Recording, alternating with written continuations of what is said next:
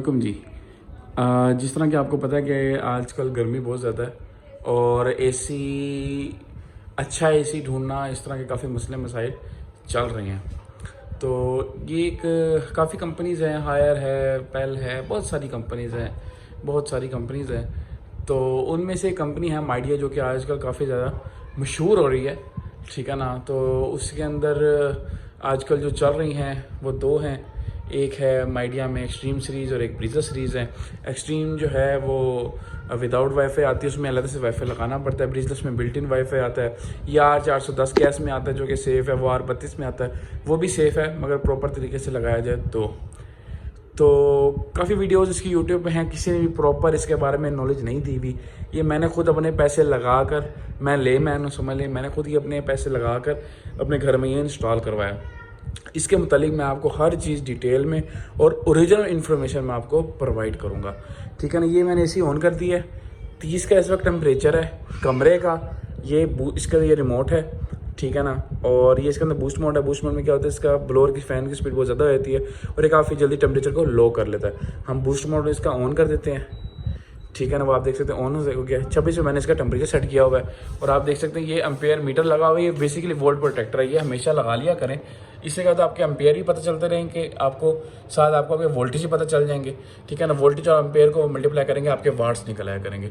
दूसरा आप इसमें सेट कर सकते हैं कि भाई अगर ओवर वोल्टेज हों, ये इनके डीसी कार्ड ख़राब हो जाते हैं, ठीक है ना। इसमें आप सेट कर सकते हैं इतने ओवर वोल्टेज हों तो ये ट्रिप हो जाएगा, आपका एसी नहीं चलने देगा। और अगर इतने लो वोल्टेज हों तो फिर भी नहीं आपका चलेगा। ये जो वापड़ा से सर्ज वगैरह आती है ना, अचानक झटका आता है, उससे ये जो इन्वर्टर एसी होते हैं इनके कार्ड ख़राब हो जाते हैं। तो इसका फ़ायदा ये होगा कि भाई ये आपका एसी ख़राब नहीं होगा, ठीक है ना। इसके रिमोट की बात कर लें, इसके अंदर मोड में ऑटो की ऑप्शन आ जाती है, कूल आ जाता है, ये सब लोगों को पता ही है इसके बारे में, ठीक है ना। और मैं दिखा भी देता हूँ, ठीक है ना। ये देखें ड्राई मोड आ गया, हीट मोड आ गया, फ़ैन पे आ गया, ये ऑटो आ गया। ऑटो में ये ऑटोमेटिकली आपके कमरे का टेम्परेचर जज करके अगर सर्दियाँ हैं तो हीटर पे चलने लग जाएगा। इसके अंदर फ़ैन की स्पीड भी इसकी ऑटो रहती है और अगर गर्मियाँ होगी तो उस पर चलेगा। अल्लाह आपका भला करे। कूल पे हम इसको कूल पे सिंपल कर लेते हैं, बूस्ट मोड ऑन कर लेते हैं। बूस्ट मोड में जल्दी काफ़ी है ठंडा कमरा कर देता है, ठीक है। आप देखते हमने वो छेड़ी है सेटिंग, तो एम्पेयर आप देख सकते इसमें खाली फ़ैन चल रहा है। जब इसका फ़ैन चल रहा होगा, ठीक है ना, तो ये हाफ एम्पेयर लेता है, ठीक है ना। ये भी मैंने मीटर लगाया हुआ है, इसी की तार में वो भी लगा हुआ है, तो ये हाफ एम्पेयर लेता है जब इसका सिर्फ फ़ैन चल रहा होता है, ठीक हो गया ना। तो अब इस वक्त फ़ैन चल रहा है, ठीक है ना। और जब ये कंप्रेसर ऑन होगा आहिस्ता आहिस्ता इसके एम्पेयर अप होंगे। कंपनी कह दीजिए ये 6.7 एम्पेयर लेता है, ठीक है ना, अपना इसका इनपुट करंट। जब इसको हम ऑन करते हैं तो ये 10 साढ़े 10 एम्पेयर तक चला जाता है, ठीक है। और उसके बाद जब ये रूम टेम्परेचर अपना मेंटेन कर लेता है, उसके बाद ये अपने इनपुट करंट पे आ जाता है, ठीक है ना। जो कि इसकी एफिशिएंसी जो कंपनी ने लिखी थी 1450 वाट लेता है, ये फिर उस पे आ जाता है। जबकि मेरे हिसाब से कंपनी का ये ब्लफ है। ये सिर्फ ये नहीं कर रही, हर कंपनी का यही है। हायर को देख लें 8.1 लिखता है, ठीक है ना, इनपुट करंट, जबकि वो 11-12 एम्पेयर ले आता है। इस तरह हर कंपनी ही ये काम कर रही है। जबकि मेरी कंपनी से ही बात हुई थी, मैंने कहा भाई आप ब्लफ क्यों कर रहे हैं, आप सिंपली मेंशन करें कि भाई ये इसका क्या नाम है वाट्स है, इस पे ये रनिंग लेगा, उसके बाद ये इस पे आ जाया करेगा, अपने इनपुट करंट पे आ जाया करेगा। जबकि इन्होंने तो इस तरह इनपुट करंट अपना मेंशन किया कि जैसे इसने चलना ही उसी के ऊपर है, इसने ऑन ही उसी के ऊपर होना है। जबकि इस तरह नहीं है, इसने स्टार्टिंग में 10 एम्पेयर ले लेने होते हैं, उसके बाद आप इसको सेटिंग करेंगे तो उसके बाद ये अपने पे डाउन कर देता है। बाकी इसके अंदर ऑप्शन आती है, इको की ऑप्शन आती है, ठीक है ना। गियर भी इसके अंदर आप कर सकते हैं 50%, 75%, 100%। इस वक्त ये 100% पे चल रहा है, ठीक हो गया। और बाकी इसके अंदर स्विंग वगैरह ये सब लोगों को पता है। असल जो इसके बारे में इंफॉर्मेशन है ना, वो जो देने वाली है वो ये है कि T3 है, मगर कंपनी ने मेंशन किया हुआ है T3, ठीक है ना। और मुझे भी लगता है किसी हद तक T3 है, काफ़ी गर्मी में मैंने यूज़ किया और बड़ा अच्छा इसका रिस्पांस रहा है। जितनी मर्जी मेरा आउटडोर भी जबकि धूप में लगा हुआ है, बड़ा ज़बरदस्त इसका रिस्पांस है। अच्छा, जब हमने इसको ऑन कर दिया, ये आहिस्ता आहिस्ता ना, अच्छा एक चीज़ अच्छी है कि अचानक ना सर्ज नहीं मारता। मतलब कि सर्ज से मुराद ये है कि अचानक होता है ना भी 10 एम्पेयर से भी लो होकर फिर वो एम्पेयर अप करता नहीं। ये इसके अंदर मेरे ख्याल में इन्होंने सॉफ्ट स्टार्टर इंस्टॉल किए, समझ से बाहर इन्होंने क्या किया कि आहिस्ता आहिस्ता अपने ना एम्पेयर इंक्रीज़ करेगा। वो वाला सिस्टम नहीं कि अचानक लोड डालकर आपके उसके ऊपर अगर आप वापडा पे, ठीक है ना, और फिर ये अपना वो करे नहीं।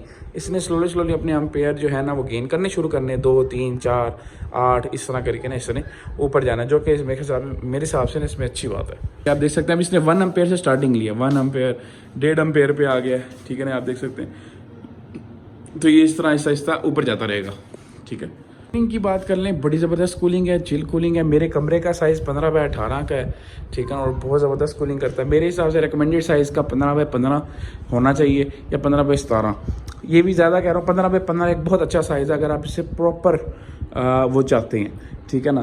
तो मगर मेरे 15x18 का रूम है, उसमें माशाल्लाह बहुत ज़बरदस्त चिल कर रहा है। और 10 एम्पेयर पे स्टार्टिंग लेता है। कुछ देर चलने के बाद बूस्ट मोड जो है मैं आधे घंटे पौने घंटे के बाद बंद कर देता हूँ। जब ये मैंने 26 पे रखा है, ठीक है ना, जब ये 27 पे आएगा, ठीक है ना, तो मैं इसका बूस्ट मोड बंद कर दूंगा और मैं इसको ऐसे ही चलाऊंगा। उसमें क्या करते हैं, ऑटोमेटिकली ना जल्दी से अपने एम्पेयर डाउन करता है, एम्पेयर डाउन करके अपने इनपुट करंट पे आ जाता है, जो कि इसका 6.7 है, ठीक है ना। उससे ये 6.4 6.5 पे आ जाएगा। अब ये 4.5 एम्पेयर पे तकरीबन ये आ गया हुआ है, ठीक है। और इसके बाद कि इसके अंदर स्विंग भी अच्छा है, 4 वे है, इधर उधर लेफ्ट राइट भी होता है, अप डाउन भी हो जाता है इसका, ठीक है ना। सिंपल से ना इसके अंदर ब्रीजलेस है और एक्सट्रीम है। एक्सट्रीम में कुछ लोगों को इश्यूज ये आ रहे थे कि भाई टेम्परेचर नहीं सही तरह मेंटेन कर रहा है, इस तरह वो इशू मुझे भी आया था, ठीक है ना। वो इशू इसलिए आता है कि जब वो नया एसी लगा होता है ना, तो गैस को सर्कुलेट होने में अच्छी तरह मेरे ख्याल में थोड़ा वक्त लगता है। तो 2-3 दिन में तो इसने मेरा मीटर घुमा दिया, उसके बाद ऑटोमेटिकली अपनी लाइन पे आ गया और बड़ा ज़बरदस्त तरीके से इसने टेम्परेचर मेंटेन किया। इसकी बेस्ट सेटिंग मैं आपको बता दूं जो कि मुझे नज़र आई है, वो है कि आप इसके अंदर गियर भी लगा सकते हैं, ठीक है ना। गियर में अच्छी बात यह है कि आपने गियर लगा दिया, फ़र्ज कर ले 50% में 4 एम्पेयर लेगा, ठीक है ना। अब उसमें क्या है कि 50% में 4 एम्पेयर लेने के बाद इसने अगर आपका टेम्परेचर अचीव हो गया, इसने ऑटोमेटिकली एम्पेयर उसके भी डाउन कर देने हैं, जो कि बहुत अच्छी बात है। इसने 75% पे आ जाए तो तकरीबन 6 एम्पेयर उसके ऊपर लेता है ये, अगर टेम्परेचर मेंटेन है तो 5.5 एम्पेयर तकरीबन ये लेता है, ठीक है ना। और उसके बाद ये ऑटोमेटिकली उसको भी डाउन करेगा, नहीं कि भाई आपने अगर लॉक कर दिया तो जी उसी के ऊपर ही ये चलता रहेगा, ये चीज़ नहीं है। अच्छा, उसके बाद इसका आया था जी फुल पावर मोड, जिस तरह के ये है, इसमें आपको कुछ भी नहीं रखा हुआ नज़र आएगा, जस्ट सिंपल, ठीक है ना। अगर इको करेंगे तो इको आ जाएगा। इको की अगर बात कर लें, काफ़ी लोगों ने कहा है जी टेम्परेचर मेंटेन नहीं करता, गर्मी हो जाती है, तो मुझे भी वो मसला आया था। बेसिकली इको मोड हम गलत तरीके से यूज़ कर रहे हैं, जितना मुझे समझ में आई है वो ये है कि हम जिस तरह बैठे होते हैं 3-4 बंदे, दोपहर का वक्त है, हम इको मोड ऑन कर देते हैं, जबकि इको मोड मेरे हिसाब से उस वक्त के लिए है जब आपके एसी को चलते हुए 3-4 घंटे या 2-3 घंटे हो चुके हों और दरवाजे आपके कमरे के ना खोल रहे हो, आपके एसी ने अपना टेम्परेचर मेंटेन कर लिया हो, फिर आप इको मोड को ऑन करते जब आप सो रहे होते हैं, ठीक है ना। उसको क्या करेगा, ये कम से कम एम्पेयर लेगा, इवन ये 1.4 एम्पेयर 1.3 एम्पेयर पे आ जाता है, ठीक है ना। और उसने पहले इसने कूलिंग की भी होती कमरे में, तो ये उसको ही मेंटेन करता है। इको पे डिफ़ॉल्ट 24 तक आप लेके जा सकते, टेम्परेचर उससे नीचे नहीं लेके जा सकते। मगर मेरे एक्सपीरियंस में, क्योंकि मेरा कमरा भी बड़ा है, इस वजह से अगर आप इसको प्रॉपर साइज़ कमरा दें तो सबसे अच्छा है। सिर्फ इसकी बात नहीं हो रही, हर एसी की बात हो रही है, ये यूनिवर्सल चीज़ें हैं, कोई भी एसी आप लें, ठीक है ना। तो अगर आप इसको पूरा प्रॉपर कमरा देते हैं ना, तो मेरे कमरे में ये 28 तक का टेम्परेचर मेंटेन करता है इको पे, उससे ऊपर नहीं लेके जाता, और 28 का 29 का टेम्परेचर मेंटेन करता है, जो कि बहुत अच्छा मेरे हिसाब से टेम्परेचर है, ठीक है ना। क्योंकि हम सामने ही सारे लेटे होते हैं, तो इसकी बड़ी ठंडी हवा स्लो ना आ रही होती है और बड़ा ज़बरदस्त यानी कि इसने कमरे का माहौल बनाया हुआ होता है। थ्रो बहुत अच्छी है इसकी, ठीक है ना। जबकि मेरा 15 ऐसे विड्थ में 18 ऐसे पूरी अगली दीवार तक इसकी थ्रो जा रही होती है, बड़ी ज़बरदस्त इसकी थ्रो है, ठीक है ना। तो इसका इको मोड रिकमेंडेड है उन लोगों के लिए जो इसको तरीके से यूज़ करें। जो इसको तरीके से नहीं यूज़ करते ना, उनको ये गर्मी ही करेगा, ठीक है ना। मैंने भी शुरू में जब इसको ट्राई किया तो मुझे भी बहुत इसने मसला किया कि खपस हो जाती, क्योंकि टेम्परेचर क्या करता था, एम्पेयर डाउन कर दिया, टेम्परेचर 31 पे चला गया रूम टेम्परेचर, तो वो तो सही नहीं है ना, ठीक है ना। तो वो फिर मुझे ये मैंने ऐसे जब इसको चेक किया तो वो ये है कि आप जब बिल्कुल सो गए हैं सारे लोग, फिर आप इको मोड को ऑन कर दें, तो ये अच्छे तरीके से ना टेम्परेचर को लेकर चल लेता है और कम से कम एफिशिएंसी, यानी कि ज़्यादा एफिशिएंसी लेगा, कम से कम आपका बिल आएगा। अच्छा, उसके बाद मैं इको मोड अब नहीं यूज़ करता, क्योंकि मुझे इसकी और बेस्ट सेटिंग जो मुझे लगती है मेरे हिसाब से वो ये है कि मैं पहले पौना घंटा 1 घंटा इसको फुल टर्बो पे चलाकर 26 पे कर देता हूँ, ठीक है ना। जब ये 26 तक के टेम्परेचर पे पहुँच जाता है, उसके बाद मैं टर्बो मोड इसका ऑफ कर देता हूँ, सिंपल पे इसको चलाता हूँ, जिस तरह आप देख सकते हैं, ठीक है ना। ये सिंपल पे है, ठीक है ना। सिंपल पे करने के बाद मैं इसको जो टेम्परेचर है ना ठीक है ना, मैं इसको 27 का टेम्परेचर दे देता हूँ। 27 के टेम्परेचर देने के बाद क्या करता हूँ कि ये ऑटोमेटिकली अपने एम्पेयर ले आएगा 4 पे। जैसे ये 4 पे अपने एम्पेयर लेकर आएगा तो ऑटोमेटिकली ना आहिस्ता आहिस्ता ये अपने ना एम्पेयर जो है ना वो डाउन करता है। फ़ैन स्पीड मैं फुल रखता हूँ, फ़ैन स्पीड आपने फुल रखनी है, ऑटो नहीं करनी फ़ैन स्पीड, क्योंकि ऑटो में फ़ैन स्पीड कम हो जाती है फिर मज़ा नहीं आता। फ़ैन स्पीड फुल रखे और 27 का टेम्परेचर मैं करता हूँ। तो सारी रात के अंदर ना भाई, रात मैंने 10 बजे चलाया है, रात 10 से सुबह 10 बजे तक ये मेरे 4 यूनिट इस्तेमाल करता है। कमरा चिल होता है, इवन हमें एसी कंबल निकाल के लेना पड़ता है, इतना चिल होता है कमरा, ठीक है ना। और कितने एम्पेयर ले रहा होता है, 1.7, 1.6, 1.5 इतने ही एम्पेयर ले रहा होता है, ठीक है ना। अगर दरवाज़ा खुल गया तो ऑटोमेटिकली टेम्परेचर को मेंटेन भी करता है, ठीक है ना। 2 पे चला जाएगा, 2.5 पे चला जाएगा, फ़ौरन नीचे आ जाएगा। अगर 4-5 दफ़ा दरवाज़ा खुल गया है, ठीक है ना, तो इसने ऑटोमेटिकली 4 एम्पेयर 3.5 एम्पेयर पे चले जाना है, ठीक है ना, और ऑटोमेटिकली इसने डाउन पे आ जाना है। तो ये इसकी ना बड़ी ज़बरदस्त बात है, बड़े ज़बरदस्त तरीके से ये टेम्परेचर को मेंटेन कर रहा है इस तरह सिंपल मोड पे, ठीक है ना। ऑटो रिकमेंडेड नहीं है इतना, ठीक है ना, क्योंकि ऑटो में ये इसने ऑटोमेटिकली सेंस करना है, अभी गर्मी है तो ठंड करेगा, सर्दी है तो गर्म करेगा, फिर फ़ैन भी इसका ऑटो रहता है, ठीक है ना। तो इसलिए मैं उसको नहीं, इतना मुझे समझ में आया वो मोड इसका। देख सकते हैं कि वीडियो को बनते हुए 10 मिनट ही हुए हैं तो 28 पे टेम्परेचर ले भी आया कमरे का, और 6.2 एम्पेयर अभी ये ले रहा है। और आउटडोर की टेम्परेचर की बात कर लें तो मैं मुल्तान से हूँ, तो मुल्तान में इस वक्त सुबह बारिश हुई थी, ठीक है ना, तो बाहर का टेम्परेचर इस वक्त 35 है, ठीक है ना। तो ये आप यहीं से अंदाज़ा कर सकते हैं। बाकी ज़्यादा भी होना तो फिर भी एम्पेयर ये इस तरह ही लेता है, ये नहीं है कि जो बहुत ज़्यादा ये एम्पेयर ले और तंग करे, नहीं। स्लो स्टार्टिंग में एम्पेयर करता है, 10 साढ़े 10 पे चले जाता है।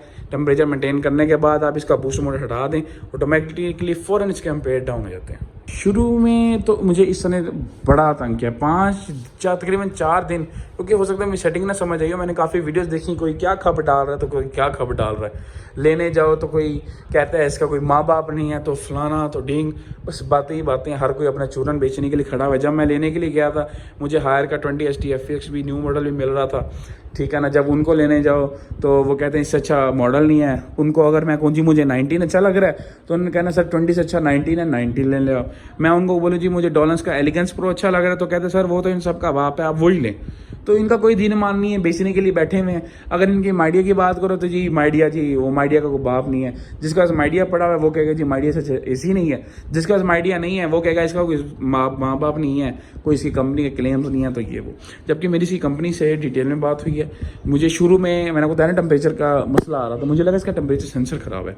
मैंने कंपनी कॉल की, कंपनी ने विदिन 2 डेज़ में अपनी टीम भेजी, बंदे आए, ठीक है ना। और सब कंपनीज वाले कोई भी अपना एम्प्लॉय नहीं यूज़ कर रहा, ठीक है ना, सब थर्ड पार्टी जो है टेक्नीशियंस को भेज देते हैं, चाहे वो हायर हो पहले जो मर्जी हो, ठीक है ना। तो इसी तरह ही इनका था, ठीक है, उन्होंने टेक्नीशियन को भेजा, उसने आगे चेक किया। पहले तो उसने मुझे गोली दी, हर कंपनी वाले करते हैं, सिर्फ माइडिया नहीं, हर कंपनी वाले, कि भाई आप मेरी ये विंडो है जी, आपकी ये विंडो ओपन है। मैं कहता तुम्हारा दिमाग ख़राब है, मेरे 3 कमरे हैं, 5 AC लगा, इस कमरे में मेरा ये एक AC लगा हुआ है, यहाँ मेरा विंडो AC लगा हुआ है। मैं कहा मैं बच्चा नहीं हूँ, ज़िंदगी गुजर गया मैं AC इस्तेमाल करते हुए। 3 कमरे हैं और बड़े कमरे हैं हमारे घर के, तो उनमें 5 AC लगे हैं कमरे में, हमने 2-2 AC लगाए हुए हैं। और क्योंकि हमारे पास एक्स्ट्रा AC पड़े हुए इसलिए हमने लगा दिए हैं, जो दिल करता है वो चला लेते हैं। और तुम आगे मुझे बता रहे हो कि खिड़की खुली हुई है। मैं क्या खिड़की बंद है, शीशा लगा नहीं हुआ। कहते आपका जी रूम साइज़ बड़ा। मैं क्या तुम्हारा दिमाग ख़राब है या कोई करने वाली यार बात करो। रूम साइज़ कितना बड़ा, 15 बाय 18 का तकरीबन 250 स्क्वायर फीट बनता है, ठीक है ना। तो इतना तो इसको करना चाहिए 250 स्क्वायर फीट में। मैंने कहा अगर आप कहते हैं रूम बड़ा है, आधा घंटे में चलो इसने जहाँ कूलिंग करनी है वहाँ 1 घंटे में कर लेगा, कूलिंग तो करेगा, ठीक है ना। तो मैंने कहा अगर आप कहते हैं जी रूम बड़ा है, तो मैंने कहा मैं तो इसको टर्बो मोड पे ऑन करता हूँ, 33 का भी टेम्परेचर होता है, तो ये पौने घंटे में 28 पे टेम्परेचर ले आता है। रूम बड़ा तो इतना जल्दी टेम्परेचर किस तरह गेन कर रही है, ठीक है ना। तो फिर मेरी ना ये उनके टेक्नीशियन से बात ये सारी हो रही हैं। फिर उनकी कंपनी के जब मेरे बंदे से बात हुई ना, फिर मैंने ज़रा उसको बताया कि भाई मैं कोई नया कस्टमर नहीं, क्या आप मुझे ये कहानी सुना देंगे, ठीक है ना। मैंने कहा मुझे इसका हल चाहिए। कंपनी ने कहा सर बिल्कुल ठीक है, हम आपको इसका टेम्परेचर सेंसर भेजते हैं। उन्होंने मुझे टेम्परेचर सेंसर भेजा, मेरे पास पड़ा हुआ, मगर उसके बाद मेरा ऐसे ऑटोमेटिकली सही वर्किंग करने लग गया, तो मैंने अभी लगवाया भी नहीं है, मेरे पास पड़ा हुआ है। वैसे मुझे काफ़ी अच्छा एक्सपीरियंस है इसके साथ, ठीक है ना। कंपनी ने कम से कम रिस्पांस तो किया है, दूसरे ब्रांड्स रिस्पांस भी नहीं करते। और भी मेरे घर में ओरिएंट भी चल रहा है, ठीक है ना, और भी AC चल रहे हैं, LG भी चल रहा है, मगर उनका तो कोई वो नहीं है इतना, मगर चलो इस कंपनी ने कम से कम रिस्पॉन्स तो किया हमें। अब देख लें कि 14 मिनट हुए हैं, 27 पे टेम्परेचर ले आए ये। ठीक है, अब यहीं से अंदाज़ा कर सकते हैं कितना जल्दी ये टेम्परेचर हमारा डाउन कर रहा है। बाकी मेन जो चीज़ है ना वो इंस्टॉलेशन के वक्त भी जब मैंने ये लिया मुल्तान से, पहले बात मिल नहीं रहा था, बड़ी मुश्किल मिला। इसका ब्रीजलेस मॉडल भी है, ठीक है ना। तो मैंने नेक्स्ट टाइम इसलिए लिया क्योंकि इसकी ER रेटिंग ज़्यादा थी, ये ज़्यादा उससे ज़्यादा एनर्जी एफिशिएंट था और ये है भी, ठीक है ना। तो साहिल रात में मेरे 3 साढ़े 3 4 यूनिट इसने इस्तेमाल किए हैं। आपको इस तरह समझाता हूँ कि 11 बजे AC चलाया है, हमारे घर में 2 फ्रिजें हैं, सुबह 10 बजे तक 10 बजे मैं रात को हमने AC चलाया था और सुबह 10 बजे तक दोनों फ्रिजें हैं और ये AC चलता रह गया और टोटल 7 यूनिट कंज्यूम हुए हैं, ठीक है ना। और फ्रिजें भी सादी हैं, डॉलर्स की फ्रिजें हैं, सादी इन्वर्टर फ्रिजें नहीं हैं। तो आप यहीं से अंदाज़ा लगा सकते हैं कि इसने कितना ही रात को इसने किया होगा। और इसके अंदर टर्बो बोर्ड भी बीच में ही है जिसमें 10 एम्पेयर पे चला जाता है, ठीक है ना। इसके अंदर इसने टेम्परेचर, रूम टेम्परेचर जो मेंटेन किया है, एम्पेयर ज़्यादा किए हैं कम भी किए हैं, वो सब चीज़ें इसके अंदर बीच में ही हैं। और बड़ा ज़बरदस्त इसने रात को माहौल बनाया हुआ था। मैं इस तरह चलाता हूँ कि शुरू में इसको 26 पे रखा, टर्बो ऑन कर दिया, पौना घंटा, ठीक है, या 40 मिनट 45 मिनट के लिए ऑन कर दिया। जैसे इसने मैंने देखा भी 27 से 26 पे आ गया, मैंने इसका टर्बो मोड हटा दिया और इसको सिंपल पे करके और इसको चलाया 27 पे कर दिया। 27 पे किया इसने क्या करना है, ऑटोमेटिकली फ़ौरन जो एम्पेयर्स है ना इसने 3 साढ़े 3 पे ले आने हैं, फिर उसको मेंटेन करेगा, ठीक है ना। उसके बाद जब रात को सोने का वक्त आया तो जब सब सो जाते हैं, मैं क्या करता हूँ इसको मैं 28 पे कर देता हूँ। जब मैं इसको 28 पे करता हूँ, अगर मैं इसको 28 पे ना भी करूँ, फैन स्पीड मैं फुल रखता हूँ, ऑटो पे नहीं रखता, मैं इसको 28 पे ना भी करूँ ना, ठीक है ना, 27 पे भी रखूँ क्योंकि रूम टेम्परेचर इसने मेंटेन किया होता है। तो ये 2 पे आया था, 2.1 2.2 पे। मैं जब इसको 28 कर देता हूँ तो ये 1.4 1.5 पे आया था। और मेन चीज़ इसके अंदर इसका ये चीज़ नहीं है कि ये कंप्रेसर ट्रिप नहीं होता, इसका कंप्रेसर वर्किंग करेगा, मतलब वो कूलिंग करता रहेगा, ठीक है ना। और अगर कंप्रेसर इसका ट्रिप कर जाए ना तो इसकी ये 1/2 एम्पेयर भी नहीं लेता है इसके फ़ैन मोटर ना, ठीक है ना। तो ये जो 1.4 या 1.5 एम्पेयर ले रहा होता है, इसका मतलब है कि भाई इसका कंप्रेसर वर्किंग कर रहा है और बाहर कंप्रेसर की आवाज़ भी आ रही होती है, ठीक है ना। तो काफ़ी एनर्जी एफिशिएंट है, बड़ी ज़बरदस्त चीज़ है। जब इसको लगवाएं, ये हो या कोई भी AC हो, वैक्यूम लाजमी करवाया करें। जब मैंने AC लिया था तो मैंने उनसे बाकायदा मुकी थी कि भाई मुझे जो है ना वैक्यूम करवाना है, ऐसे नहीं मैंने AC लगवाना, ठीक है ना। तो उन्होंने कहा सर जी जुलाई के मंथ में इनकी फ्री इंस्टॉलेशन ख़त्म होगी तो फलाना ढिमकाना फिल्म ही फिल्म है ना। मैंने कहा मुझे तो विद इंस्टॉलेशन चाहिए, ठीक है ना, फ्री इंस्टॉलेशन। तो उनका भी अगर बीच में से कूपन निकलेगा तो आपकी हो जाएगी, वरना नहीं। मैंने कहा मैं इस तरह नहीं लेने वाला। फिर उन्होंने मुझे जो यूनिट दिया उसमें बीच में फ्री इंस्टॉलेशन का कूपन था, मेरी फ्री इंस्टॉलेशन हुई। मैंने उनको पहले कह दिया था, मैंने कहा ये वैक्यूम करके फिट करना है। मेरी उनसे बात मुकी थी तो उन्होंने जो टेक्नीशियन भेजे थे वो वैक्यूम लेकर आए थे। जब वो लेकर आए तो मैंने बकायदा तसल्ली की वैक्यूम करना है और पौना आधा घंटा मैंने उनसे वैक्यूम कराया मुसलसल, ठीक है ना। वैक्यूम हुआ, फिर मैंने इसके अंदर जो थी ना गैस वगैरह मैंने इसके अंदर चार्ज करवाई जो उसके कंप्रेसर में सेव होती है। और हर AC कोई भी और R32 के तो स्पेशली अगर आप अपने AC से फुल परफॉर्मेंस लेना चाहते हैं, प्रॉपर तरीके से वैक्यूम लाजमी करवाएं। उनको बोले, उनकी जिम्मेदारी बनती है वैक्यूम करके तुमने फिट करना है। मेरे एक भाई हैं, उनके पास ब्रीजलेस लगा हुआ, उन्होंने वैक्यूम नहीं करवाया, ठीक है ना। तो उनका वो हल्का हल्का मसला कर रहा है, कंप्रेसर ट्रिप हो जाता है, जबकि कंप्रेसर ट्रिप नहीं होना चाहिए इन्वर्टर का, लो RPMs पे चलता रहना चाहिए, ठीक है ना। मगर वो ट्रिप कर जाता है टेम्परेचर अचीव करने के बाद।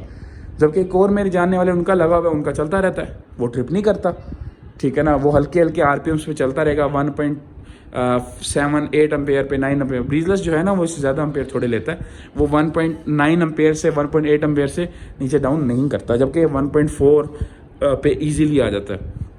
रात को जब हम सो जाते हैं क्या पता उससे नीचे भी आ जाता हो, कोई देख तो रहा नहीं होता क्योंकि सारे सो रहे होते हैं। तो ये चीज़ है कि मैं कंक्लूजन अगर निकालूं, और भी मैं काफ़ी वीडियोस इसके ऊपर लेके आऊँगा आहिस्ता आहिस्ता, ठीक है ना।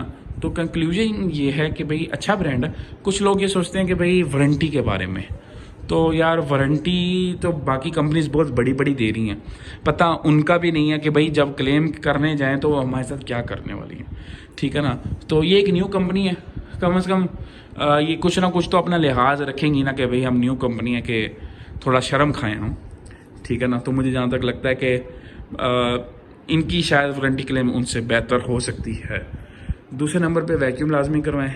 तीसरे नंबर पे क्या नाम है इसका, ये ब्रीजलेस से क्या नाम है इसकी जो एनर्जी एफिशिएंसी तो काफ़ी अच्छी है। जो मेरे जानने वालों का लगा 1.9 एम्पेयर से नीचे नहीं आता, मेरे पास बकायदा वीडियोस भी हैं। जबकि ये जो है ये तो 1.4 पे भी चला जाता होता है, ठीक है ना, जो कि एक ज़बरदस्त चीज़ है। तो बाकी आपका अपना, जिस भाई को सस्ते चाहिए ना, लाइक मोबाइल ऑपरेट वगैरह ये वो, ठीक है ना, और AI के फंक्शंस वगैरह उसमें ब्रीजलेस में इको आई CO मोड, ये सारे मोड्स हैं, तो वो उसकी तरफ जा सकते हैं। मगर जो चाहता है कि भाई ज़रा सेफ साइड में रहते हुए, जो R32 की तरफ नहीं जाना चाहता, R410 की तरफ ही रहना चाहता है, तो ज़रा सेफ साइड पे रहते हुए और एक एफिशिएंसी वाली कूलिंग चाहता है, तो इसकी तरफ जा सकता है। बाकी आउटडोर भी मैंने इसका ओपन किया था, उसकी मेरे आपको चैनल पे वीडियो मिल जाएगी। डबल कंडेंसर में है। शुरू में इसके मैंने यूनिट्स देखे थे, जो कि जब ये शुरू में आ रहे थे उसमें एक पूरा कंडेंसर था, बीच में हाफ कंडेंसर था, ठीक है ना, जो कि हायर के 19 STFX में भी आता है, ठीक है ना। तो ये ज़रूरी है कि पूरा कंडेंसर हो। मेरा इसमें पूरा कंडेंसर निकला था, ठीक है ना, और T3 कंप्रेसर था, और अच्छा अंदर से बिल्ड थी, मोटर वगैरह हर चीज़ ना अच्छे तरीके से यानी कि उन्होंने की हुई थी। बाकी ऐसा जितना को वो नहीं होता फ़र्क, ठीक है ना, उन थोड़ा बहुत ही फ़र्क होता है। सब कंपनीज़ मेरे हिसाब से, जितने मैंने इसके ऊपर रिसर्च किया ना, तकरीबन सेम ही आ रहे हैं, ठीक है। और जो आपको अच्छा लगे ना वो आप ले सकते हैं। बाकी कूलिंग इसकी बड़ी ज़बरदस्त है यार, ठीक है ना। बाकी इंशाल्लाह मुलाकात होती है नेक्स्ट और किसी अच्छी वीडियो में। इसी के ऊपर डिटेल में आहिस्ता से मैं वीडियोस डालता रहूँगा, और उम्मीद है कि ये और मज़ीद अच्छी परफॉर्मेंस देगा। जो लेना चाहे वो इसको ले सकता है, अच्छी चीज़ है।